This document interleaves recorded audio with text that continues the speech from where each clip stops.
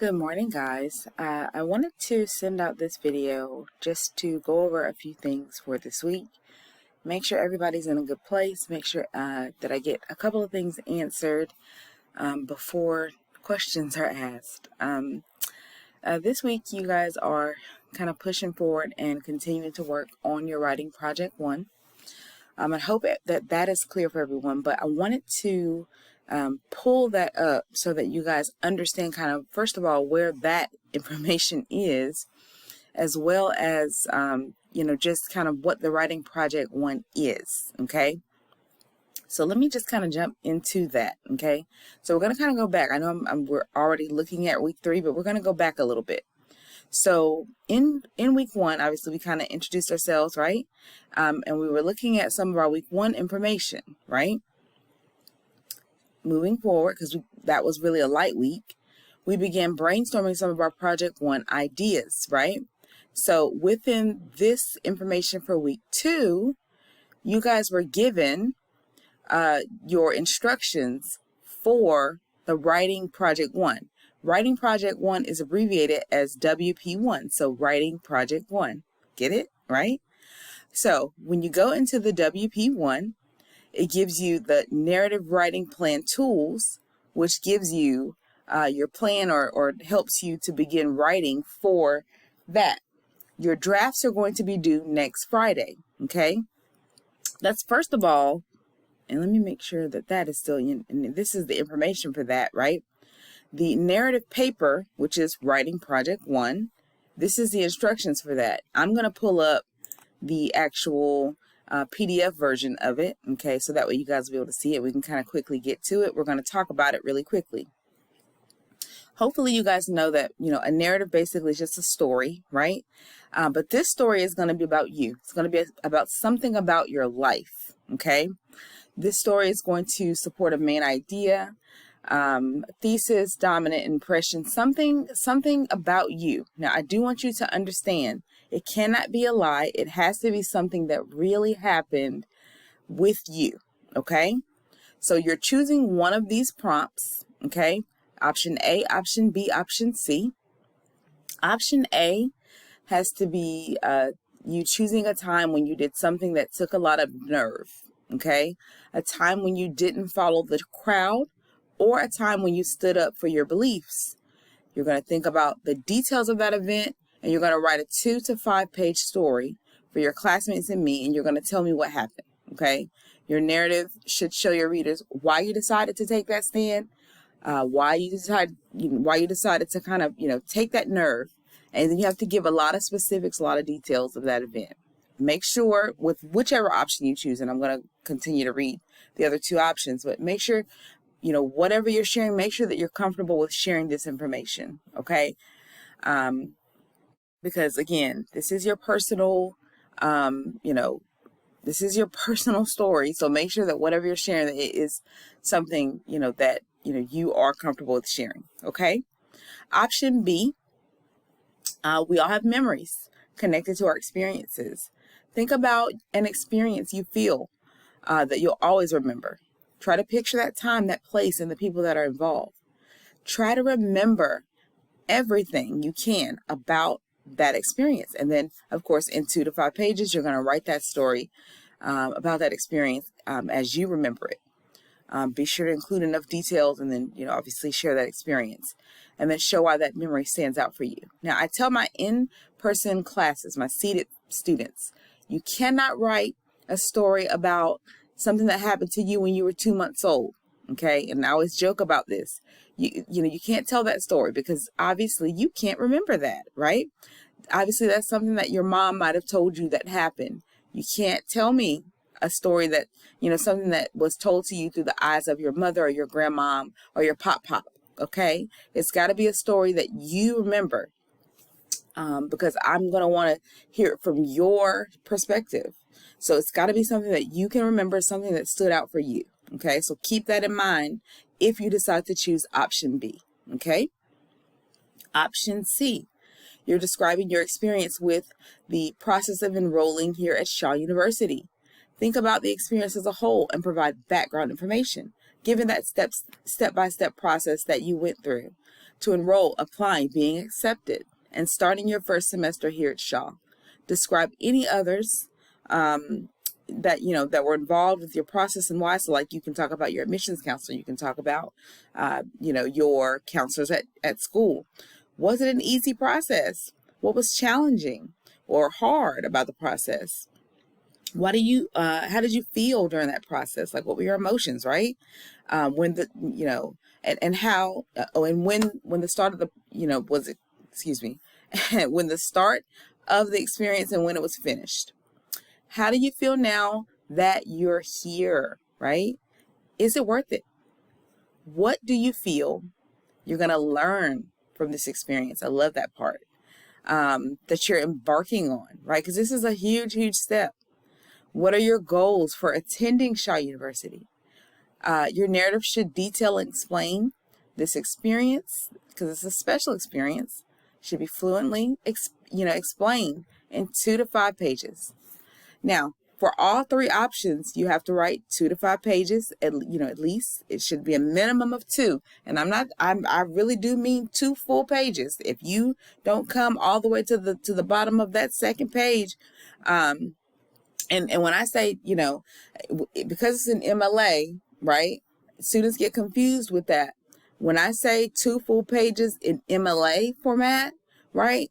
You do need to be a little bit into that 3rd page, because MLA, you have that little top header and students are always trying to get over. You can't do that. Okay. Make sure that you do have a little bit into that 3rd page, because yeah, I am that instructor that is going to be checking to make sure that it's 2 full page without that MLA formatting standards. Okay. Make sure it's typed double spaced. Times New Roman font 12 is the size. Okay. Now, the rubric is also listed in there as well, and you guys can go through and look at that and just make sure that your paper is meeting all the standards. I'm not going to go through that just because I don't want this video to be too long. Okay. But there's other information obviously within that folder as well. Okay. Now, let me see here. There is also, and this was also within, this is inside of the narrative plan writing tools. My seated classes are doing this narrative writing plan. And I mentioned this for my online classes. I mentioned this in the video about the narrative writing plan, about possibly offering this as a extra credit opportunity for you guys. And I am going to do that for you guys. Okay. This is what I was talking about. Okay. This narrative writing plan, you're already going to have to do this because it's basically a draft of your assignment. So I want you guys to do this if you can. And I believe that you can, because you're really just drafting out your ideas or brainstorming, if you may, your ideas. So, start writing out what happened. Write out the information and, jot it down. Jot out what happened, going through, obviously choose your prompt, give that background information, talk about the story, the impact, of the then, the now, the points, why is the topic important? Scrolling down, this is giving the outline, right?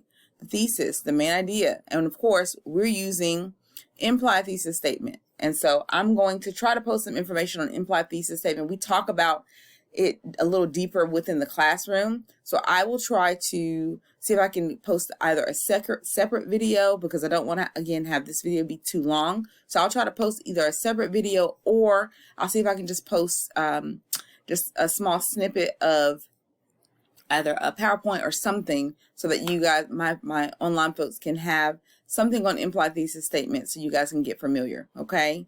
But yes, make sure that you understand how to write that thesis and main idea, introduction, obviously your body paragraphs, and then your conclusion. And just remember, your conclusion is not going to be a regular in conclusion, right? We're not putting in conclusion, It's going to be you, really summing up, and restating and finishing off and telling us, this is what's happening now, and kind of just telling us what's going on, or how, the situation is ending. And it really depends on the prompt that you chose. So that's why I'm kind of choosing my words carefully here, because it really depends on option A, option B, option C, which one you've chosen, right? But essentially, you're not going to be able to use it in conclusion. Inside of the folder that you have for this week, you will find some transition words. And I love transition words because obviously they are a great way for you to transition from paragraph to paragraph and throughout your work. You need that, right? So definitely make sure that you are tapping into those, okay? Now, the only thing that you guys are not going to need right now, and I forgot to take this off of this, is the peer editing sheet. You guys won't need this just yet. So you guys can leave that part off. You will only need up until the outline. So the peer editing sheet you guys will not need right now, okay? So just for now, you're just going to work up until the outline. I'm going to send out a message so that all my students know to work up until the outline. And then obviously the peer editing sheet you guys will work on when we actually get to peer review, which is the week after. So your actual draft is due next week. So the draft is due on September the 1st. We're getting so close to September, so fast, guys. So September 1st, which is next Friday, is when your draft is due. So definitely get this writing plan done and your draft. So you're going to work on the plan. And while, obviously get your plan kind of written out, and then get your, get those thoughts on, into actual paragraph format, right? And then, get, I would say, kind of get it all together, wrap it up in a bow. If you have questions, reach out to me, send me an email. I am here for you. I'm here, and I'm able to do Zooms. I'm also on campus. So if you want to, see me in person, I don't know if you're on campus, but I'm here to, see you guys in person as well. So if you would like to see me in person, I'm, available for that as well. So just let me know. I hope that this video has helped you. If not, and you have more questions, please, again, let me know. But I hope that you guys have a great rest of your day. And again, if anything is confusing about the paper, about, anything with the information for the narrative, because I know the writing process can get sticky, right? Let me know. And we also have the Writing Center, which is available to you guys, for you guys to make appointments as well. I am also one of the faculty liaisons to the Writing Center, and I'm available on Tuesdays and Thursdays from 11 to 1. So that's also one of my tasks as well. So I don't mind. You can always get on my calendar for that as well. So if you ever feel like you want to see me specifically for that as well, definitely jump on my calendar. You just have to log into the Writing Center to do that, and I'm there for you for that as well. So hopefully I'll hear from you soon if you have questions. Otherwise, keep plugging away. Let's keep working on this project, and have a great day.